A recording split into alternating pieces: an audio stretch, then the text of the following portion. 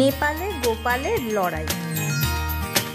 বর্ধমান মহারাজার রাজসভাতেও একজন ভাঁড় ছিল, তার নাম ছিল নেপাল। গোপালের নাম তখন ছড়িয়ে পড়েছে চারিদিকে, তাই শুনে নেপালের হিংসা হলো। সে গর্ব করে বেড়াতে লাগলো গোপালের চেয়ে সে আরো বেশি চালাক। একবার যদি গোপালকে কাছে পায় তাহলে সে তাকে বোকা বানিয়ে ছাড়বে। কথাটা বর্ধমান মহারাজের কানে যেতেই তিনি মহারাজ কৃষ্ণচন্দ্রকে পত্র দ্বারা অনুরোধ জানালেন গোপালকে একবার তার রাজসভায় পাঠিয়ে দেওয়ার জন্য। যথাসময়ে পত্র নিয়ে বর্ধমান মহারাজের দূত নবদ্বীপে এসে মহারাজ কৃষ্ণচন্দ্রের হাতে সেই পত্র দিয়ে সব বললে। মহারাজ কৃষ্ণচন্দ্র বর্ধমান মহারাজের অনুরোধে গোপালকে বর্ধমান রাজসভায় পাঠালেন। গোপালকে দেখে বর্ধমান মহারাজ খুশি হয়ে বললেন, তুমি এসে খুব ভালোই করেছো গোপাল। আমার দরবারের ভাঁড়টি সবসময় তোমার নিন্দা করে, তোমার সঙ্গে প্রতিযোগিতা করে তোমাকে ঠকাতে চায়। তুমি একবার প্রমাণ দাও সে বড় না তুমি বড়।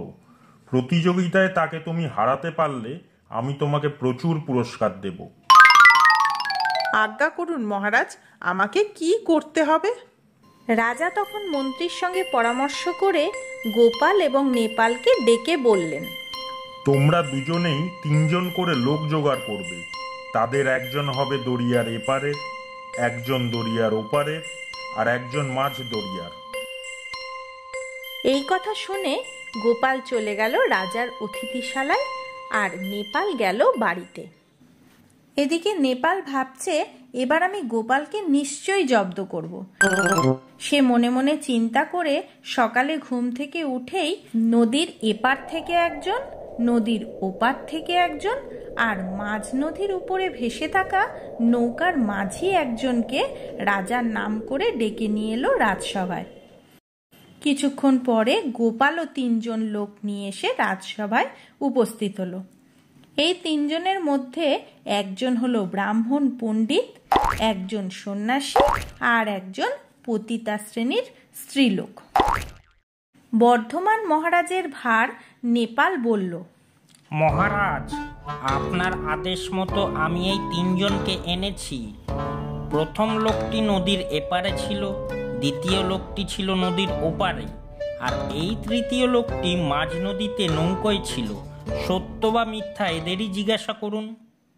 মহারাজ নেপালের কথা শুনে এবার গোপালকে ডাকলেন।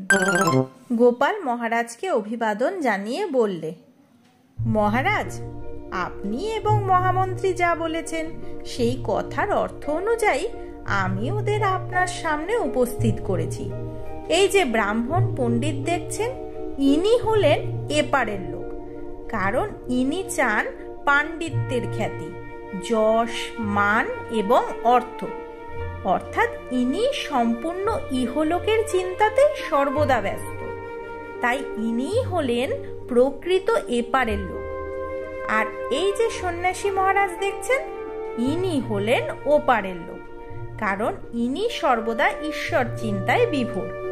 কি করে ঈশ্বর দর্শন হবে সেই জন্য ব্যাকুল।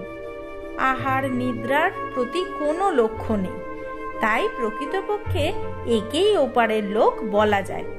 আর এই যে স্ত্রীলোকটিকে দেখছেন, ইনি হলেন আপনার বর্ধমান নগরীর একজন পতিতা।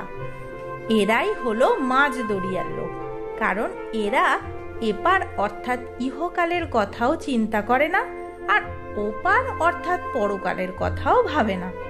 ইহকাল বা পরকাল বলে এদের কিচ্ছু নেই, কাজেই এদেরকে বলা যায় মাঝ দরিয়ার লোক। মহামন্ত্রীর পরামর্শে আপনি যে 3 জন লোক চেয়েছিলেন, আমি ঠিক জোগাড় করতে পেরেছি কিনা বিচার করে দেখুন। গোপালের বুদ্ধি দেখে সভা শুদ্ধ লোক ধন্য ধন্য করতে লাগলো। বর্ধমান মহারাজ গোপালকে আশাতীত পুরস্কার দিলেন। বর্ধমান মহারাজের ভাঁড় নেপালের অহংকার চূর্ণ হলো। সে মাথা নত করে গোপালের শ্রেষ্ঠত্ব স্বীকার করলেন।